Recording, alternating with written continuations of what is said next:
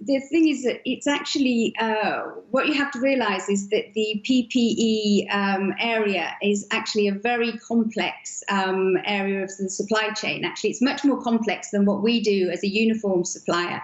So we supply a number of leading brands in the UK with their workwear and their corporate clothing.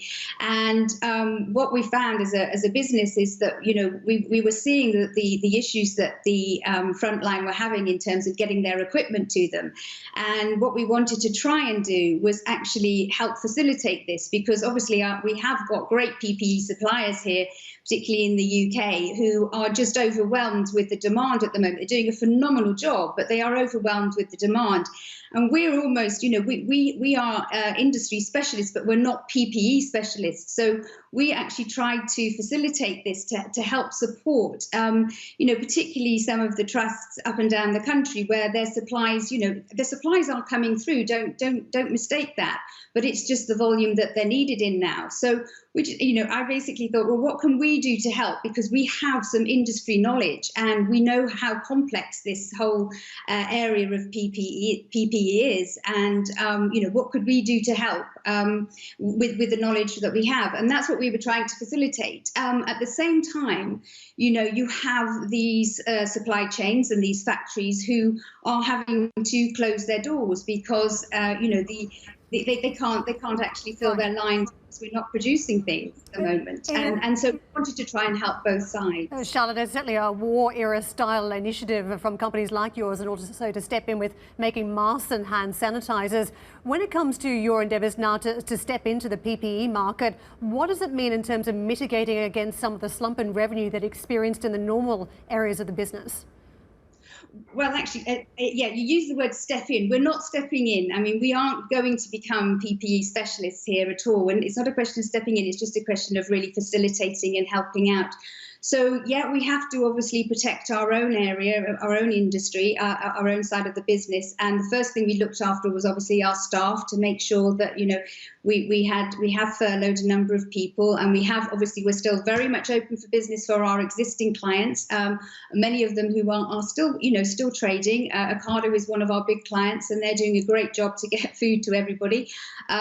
So, we're continuing on with that, and we're very much open for business. But it was actually asking ourselves, is there anything we can do to help with our expertise and our knowledge to help areas where, things were struggling, and that's what we were trying to do.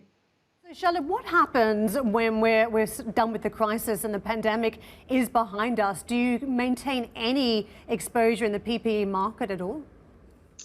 That's a very good question, isn't it? I mean, what is it going to look like at the other end of this? I mean, we're not going to return back to where we actually are, I don't believe. I think there will be a very new normal coming around the corner. And when is that?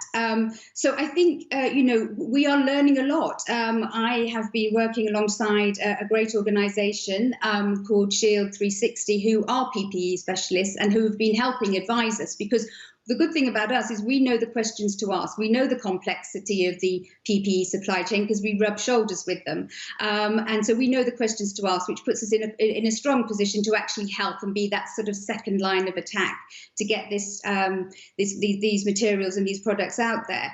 But what will it look like afterwards? I think a lot of our clients will probably find themselves in a position where they need to get a certain amount of PPE. They might need to be wearing masks.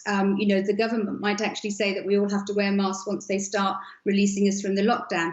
All these things are, obviously things that we're about to find out. So, yes, we're learning as a business an awful lot about PPE, and hopefully we'll be able to facilitate that knowledge and help with our existing clients when they have to maybe change what they have as part of their uniform package.